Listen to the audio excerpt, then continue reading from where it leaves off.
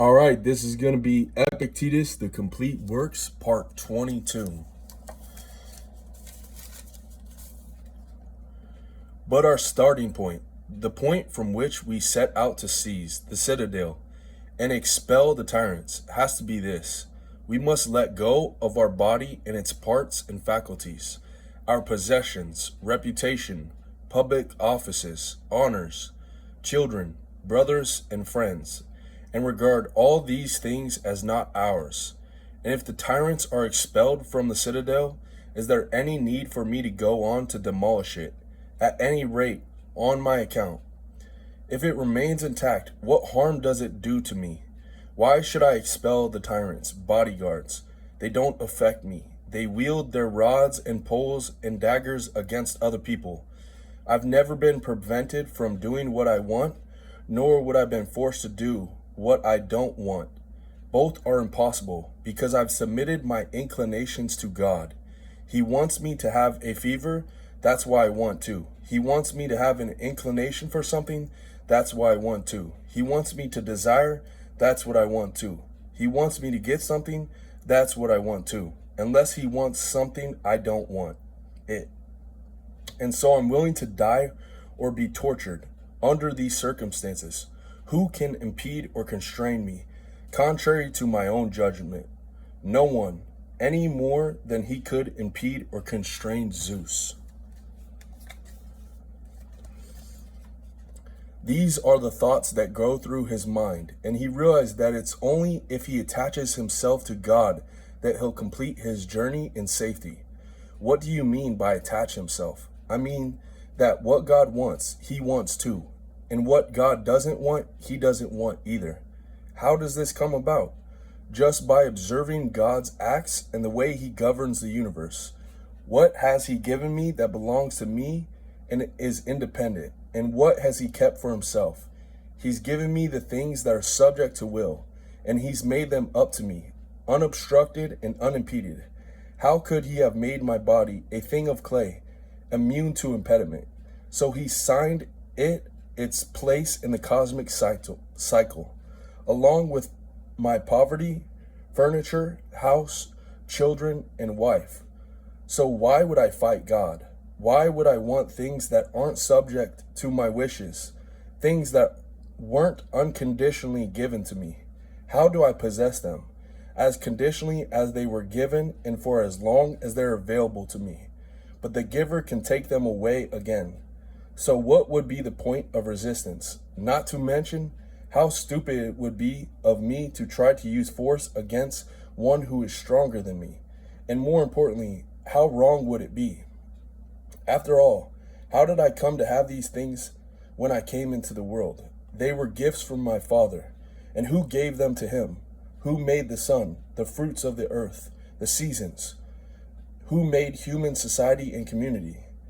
When you've been given everything, including your own self, by someone else, are you going to resent it and complain if the giver takes something from you? Who are you? For what purpose were you born? Wasn't it he who brought you into the world? Wasn't it he who showed you the light, who gave you helpmates, senses, rationality? When he brought you into the world, what kind of being were you? A mortal one, right? One who would live here on earth along with a scrap of flesh to witness his governance and play a small part in this possession, this gala that he's laid on. So shouldn't you use your allotted time to be the spectator of the pageant and the festival? And then when he leads you away, shouldn't you go with reverence, thanking him for all you've heard and seen? No, I wanted to stay at the festival. Yes, and initiates of the mysteries would like the rites to be prolonged, and visitors of Olympic festivals would like to see more athletes. But the festival can't go on forever. Leave, depart with gratitude and respect. Make room for others. They too need to be born, just as you were, and once born they need space, somewhere to live, and all that is necessary for life. If those who went before don't make way for them, what will be left for them? Why are you so greedy? Why are you incapable of being satisfied?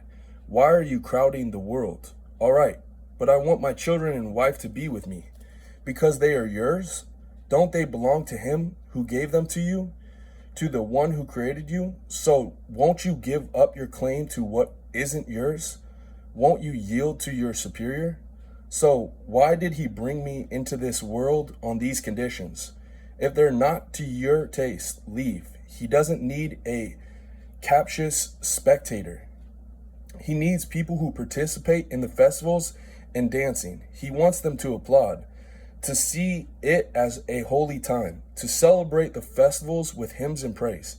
He won't be sorry to see a faint-hearted people who are incapable of enduring hardships exclude from the celebrations, because even when they were there, they didn't behave as though they were at a festival. Instead of fulfilling their role, they deplored their circumstances and blamed others, the gods, fortune, the people around them. They were unaware of what they had of their own faculties, which were given to them for the opposite purposes, for greatness of soul, excellence, courage, and the very freedom that's subject of our own inquiry. What's the point, though? Why have I been given these things? To make use of them. For how long? For as long as the one who lent them to you wants you to. But what if they're necessary to me? Don't get attached to them, and they won't be. Don't tell yourself that they are necessary to you, and they aren't. You should make this your practice all day and every day.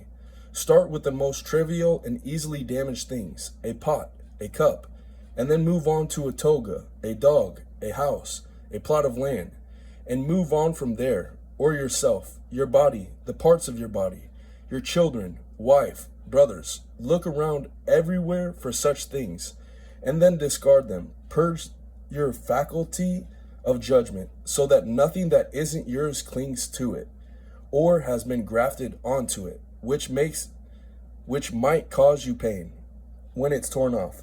And while you exercise in this way every day, as you do there, tell yourself that you're not doing so because you're a philosopher, which you must admit would be a vulgar claim to make, but because you're claiming the right to manumissions. After all, what we're talking about here is true freedom.